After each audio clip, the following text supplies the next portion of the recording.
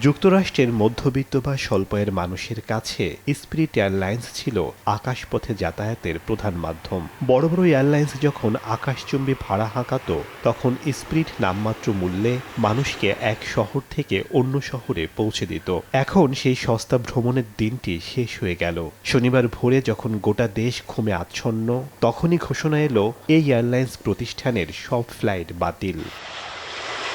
অর্থনৈতিক বিশেষজ্ঞরা বলছেন, এই পতন কেবল একটি প্রতিষ্ঠানের নয়, এটি প্রেসিডেন্ট ডোনাল্ড ট্রাম্পের একটি বড় রাজনৈতিক ও অর্থনৈতিক ধাক্কা। প্রতিষ্ঠানটিকে দেউলিয়া হওয়ার হাত থেকে বাঁচাতে ট্রাম্প $500 মিলিয়ন একটি বিশাল বেল আউট প্যাকেজ প্রস্তাব করেছিলেন, কিন্তু নিজের দলের ভেতরেই তীব্র বিরোধিতার কংগ্রেসের অনড় অবস্থানের সামনে হার মানতে হলো প্রেসিডেন্টকে। ট্রাম্পের সেই $500 মিলিয়ন লাইফলাইন পৌঁছানোর আগেই ডুবে গেল স্পিরিট।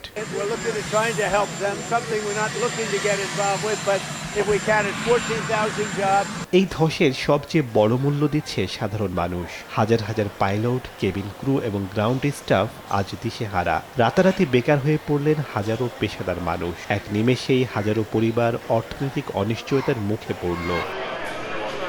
কিন্তু কেন ট্রাম্প পারলেন না স্পিরিট এয়ারলাইন্সকে বাঁচাতে? উত্তরটা লুকিয়ে আছে খোদ যুক্তরাষ্ট্রের বর্তমান ভঙ্গুর অর্থনৈতিক পরিস্থিতিতে। একদিকে আকাশচুম্বী মুদ্রাস্ফীতি, অন্যদিকে জাতীয় ঋণের বোঝা। সব মিলিয়ে মার্কিন অর্থনীতি এখন খাদের কিনারায়। রিপাবলিকান কংগ্রেস সদস্যদের মতে, দেশের এই অর্থ সংকটের সময় একটি ডুবন্ত বেসরকারি সংস্থাকে জনগণের করের টাকা দিয়ে বাঁচানো ছিল আত্মঘাতী। খোদ মার্কিন অর্থ ভাণ্ডারে যখন টান পড়েছে, তখন স্পিরিটকে উদ্ধার করা ছিল বিলাসিতা মাত্র।